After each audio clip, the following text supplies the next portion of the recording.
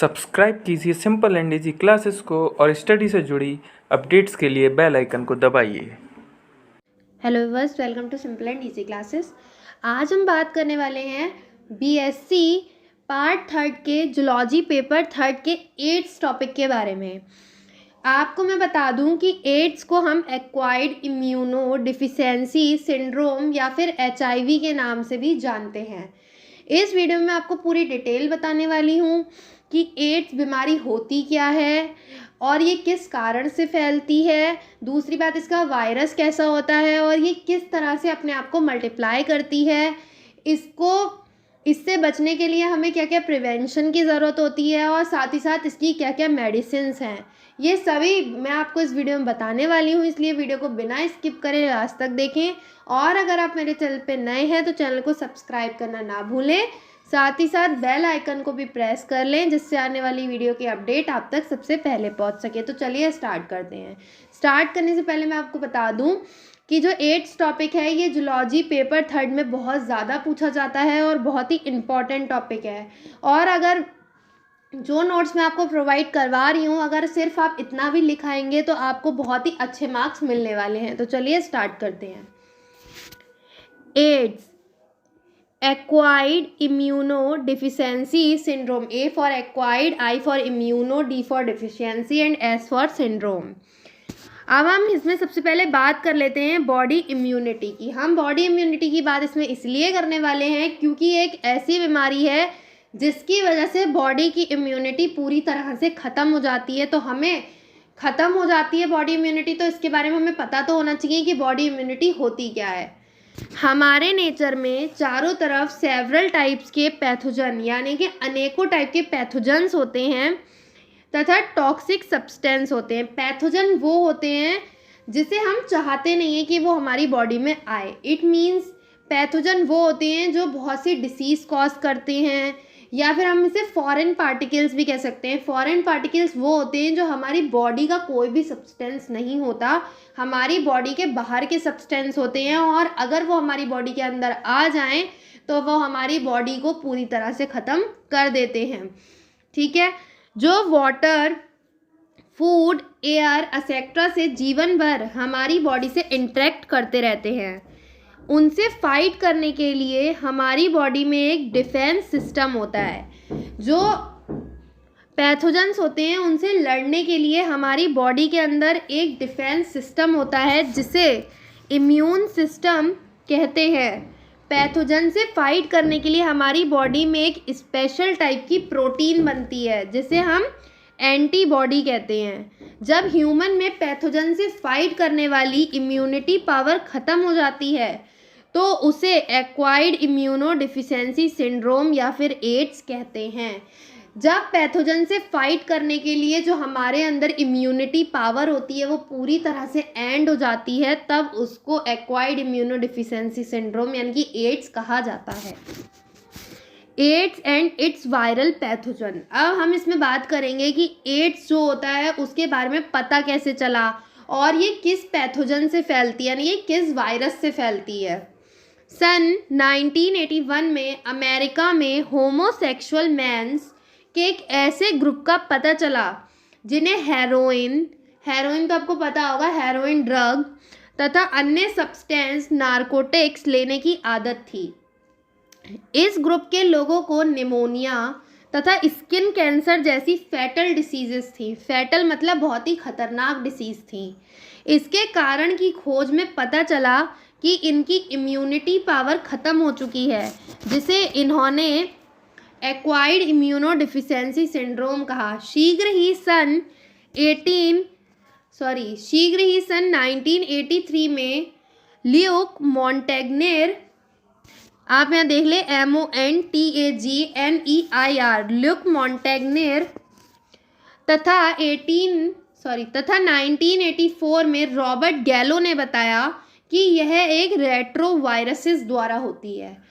एक रेट्रोवायरस, जैसे कि आपको पता है अभी कोविड-19 चल रहा है तो वो भी एक वायरस है, इसी तरह से एक रेट्रोवायरस, वो भी एक रेट्रोवायरस है। इसी तरह से ये भी एक रेट्रोवायरस के द्वारा ही होती है एड्स बीमारी, और उस रेट्रोवायरस का नाम है जिसे 1986 में ह्यूमन इम्यूनो डिफिशिएंसी वायरस यानी कि HIV का नाम दिया गया। यहाँ आप देख सकते हैं ये HIV का स्ट्रक्चर है। यहाँ आप देखेंगे जो बाहर निकली हुई है बहुत सारी, ये नोब हैं। इसमें ये जो ऊपर का कोडिंग दी हुई है ये एनवेलप है। यहाँ इसके अंदर आप देखेंगे ये सिंगल स्टैंडर्ड RNA है। इंटीग्रेज, ये छोटे छोटे इसमें जो गोल गोल है ना, ये इंटीग्रेज है। यहाँ ये कैप्सिड है। ये एक टाइप का इस तरह से करके है ना, तो ये कोनिकल कोर है। और ये HIV का स्ट्रक्चर है। जब आप HIV का स्ट्रक्चर देखेंगे तो आप देखेंगे कि उसमें बहुत सारे नाम हैं जिसे याद करना पॉसिबल नहीं है, इसीलिए यहाँ पर सिर्फ मैंने मेन नाम मेंशन किए हैं। आप सिर्फ इन नामों को याद भी कर सकते हैं। यहाँ हम देखेंगे पैथोजेनेसिस ऑफ HIV, मतलब ये अपने आप को डिवाइड कैसे करते हैं, यानी कि या फिर हम ये भी कह सकते हैं कि ये हमारी बॉडी के अंदर कैसे आते हैं और हमारी बॉडी में इम्यून सिस्टम को कैसे ख़त्म करते हैं। यहाँ आप देख सकते हैं ये HIV दिया हुआ है। यहाँ एब्जॉर्प्शन हो रहा है, ये एक टाइप की सेल है जिसमें आकर एब्जॉर्प्शन हो रहा है। ये क्या सेल है? ये ह्यूमन सेल है। यानी कि आप अपनी सेल ले लीजिए, मान लीजिए आपकी सेल है और इसमें एक HIV का वायरस अंदर चला गया। यहाँ देख सकते हैं आप, यहाँ इसका एंट्रेंस हो गया, ये अंदर चला गया HIV का वायरस। अब ये अंदर जाके क्या करेगा, जो इसकी कोटिंग है चारों तरफ, इसकी जो कोटिंग है ये अपनी कोटिंग को ख़त्म कर देगा। जब ये अपनी कोटिंग को ख़त्म करेगा तो ये बाहर आ जाएगा। इसका जो RNA है, सिंगल स्टैंडर्ड RNA, वो बाहर आ जाएगा। ठीक है, सिंगल स्टैंडर्ड RNA से क्या हो जाएगा, सिंगल स्टैंडर्ड DNA। और ये जो DNA है ये अपने आप को डबलिंग करने लगेगा। आपको पता है DNA हमेशा डबलिंग में होता है, तो ये अपने आप को डबलिंग करने लगेगा। डबलिंग करने के बाद आपको पता है कि हमारे सेल के अंदर भी एक न्यूक्लियस पाया जाता है। अब हमारी सेल के अंदर का जो न्यूक्लियस है ये हमारी सेल के न्यूक्लियस में घुस जाएगा। जब ये हमारे सेल के न्यूक्लियस में घुसेगा तो यहाँ आप देख सकते हैं कि हमारे सेल के न्यूक्लियस में क्या क्या है। वायरल जीनोम, ये जो वायरल जीनोम था, यहाँ आपने देखा ये डबलिंग थी, हमारी सेल के अंदर आ गई। ये जो वायरल जीनोम है, ये वायरल जीनोम टूटकर 2 में डिवाइड हो जाएगा। यहाँ एक डिवाइड होगा तो ये किस किस में डिवाइड होगा, एक तो वायरल जीनोम में डिवाइड होगा, दूसरा mRNA में होगा। वायरल जीनोम में और mRNA में डिवाइड होगा। अब बाद में ये दोनों आपस में इंटरेक्ट करके असेंबलिंग ऑफ न्यूक्लियोकैप्सिड, जैसे ये जुड़ेंगे, जुड़ने के बाद ये बहुत सारे HIV के वायरस बना लेंगे और उसके बाद हमारी सेल को तोड़कर ये बाहर रिलीज़ हो जाएंगे और हमारी पूरी बॉडी में फैल जाएंगे। और इसी तरह ये डिवाइड करते रहेंगे, हर सेल में डिवाइड करते रहेंगे और हमारी इम्यूनिटी पावर को पूरी तरह से ख़त्म कर देंगे। यहाँ मैं आपको एक बार और दिखा देती हूँ। यहाँ से एब्जॉर्प्शन होगा, फिर एंट्रेंस होगा। एंट्रेंस के बाद ये अपनी कोटिंग जो है इसको ख़त्म कर देगा। कोटिंग करने के बाद ये सिंगल है, सिंगल करने के बाद ये डबल होगा, डबल करने के बाद ये हमारी सेल में घुस जाएगा। हमारी सेल में घुसने के बाद ये वायरल जीनोम और mRNA में टूट जाएगा। उसके बाद में ये mRNA और वायरल जीनोम दोनों जुड़ जाएंगे और जुड़ने के बाद बहुत सारे HIV बन जाएंगे और ये अनकोटिंग होकर या फिर एक्सोसाइटोसिस के द्वारा बाहर निकल जाएगा और हमारी पूरी बॉडी में फैल जाएगा। अब मैं आपको इसके सिम्टम्स बता देती हूँ। इसके सिम्टम्स हैं, बॉडी में HIV लिक्विड मीडियम के द्वारा पहुंचता है। आपको यह ज़रूर ध्यान रखना है कि हमारी बॉडी में जो HIV है वो लिक्विड मीडियम के द्वारा पहुंचता है। जैसे कि आप कभी दाढ़ी बनवाने गए, ठीक है, अब किसी और के दाढ़ी बनवा के रखी है, उसके कट लग गया, उसका ब्लड है, अब आपके भी वो कट लग गया तो वो ब्लड आपके ब्लड से मिल गया। अगर उसको HIV होगा पहले वाले इंसान को, तो वो HIV आपको भी हो सकता है। तो ये किस तरह से फैलता है, ब्लड के इंट्रैक्शन से फैलता है। ठीक है, इसके सिम्टम्स में निमोनिया, पागलपन, अंधापन, स्किन कैंसर एक्सेट्रा हो सकता है।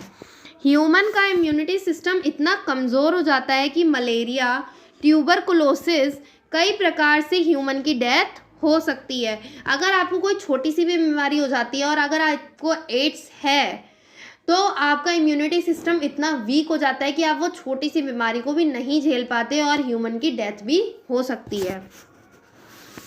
प्रिवेंशन, एड्स की रोकथाम के लिए साइंटिस्ट अभी तक कोई वैक्सीन नहीं बना पाए हैं। प्रेजेंट टाइम में ह्यूमंस को अपने सोशल एक्टिविटीज़ में सावधानी बरतनी चाहिए। सेक्सुअल इंटरकोर्स में पूर्ण स्वच्छता तथा सावधानी बरतनी चाहिए। ब्लड ट्रांसप्लांट तथा ऑर्गन ट्रांसप्लांट में ब्लड तथा ऑर्गन्स की पूर्णतः जांच होनी चाहिए। इंजेक्शन की सुइयों की पूर्ण स्वच्छता का ध्यान रखना चाहिए। जब भी आपको इंजेक्शन लगता है तो आपकी जो सुइयां होती हैं उसका पूर्ण स्वच्छता से, मतलब आपको न्यू ही सुई लेनी चाहिए, पुरानी सुई का इस्तेमाल बिल्कुल भी नहीं करना चाहिए। डायग्नोसिस एंड ट्रीटमेंट, इसके लिए जो सीरोलॉजिस्ट टेस्ट है, इसके लिए अभी तक सिर्फ एक सीरोलॉजिस्ट टेस्ट बनाया जा चुका है जिससे कि पता चलता है कि HIV है। सीरोलॉजिस्ट टेस्ट के द्वारा HIV के इंजेक्शंस का पता चलता है। इन्फेक्शन का पता चलता है। अगर आपको HIV का कोई इन्फेक्शन है तो सीरोलॉजिस्ट टेस्ट से पता चल जाता है। साइंटिस्ट ने सीरम टेस्ट के लिए एलिसा किट बनाई है। साइंटिस्ट ने एक एलिसा किट भी बनाई है सीरम टेस्ट के लिए। इस एलिसा किट का नाम है एंजाइम लिंक्ड इम्यूनोसॉर्बेंट एसे किट। और ये मल्टीपल चॉइस में पूछा जा सकता है कि एलिसा की फुल फॉर्म बताइए, तो आप इसको अच्छे से याद कर लें। अगर आपको ये इन्फॉर्मेशन अच्छी लगी तो चैनल को सब्सक्राइब करें, वीडियो को लाइक करें, ज़्यादा से ज़्यादा शेयर करें और मुझे कमेंट करके बताएं कि आपको मेरी वीडियो कैसी लगी। और चैनल को सब्सक्राइब करके बेल आइकन को भी प्रेस कर लें जिससे आने वाली वीडियो की अपडेट्स आप तक सबसे पहले पहुंच सकें और आपको जो भी नोट्स हैं वो प्रोवाइड हो सकें। Thanks for watching my video.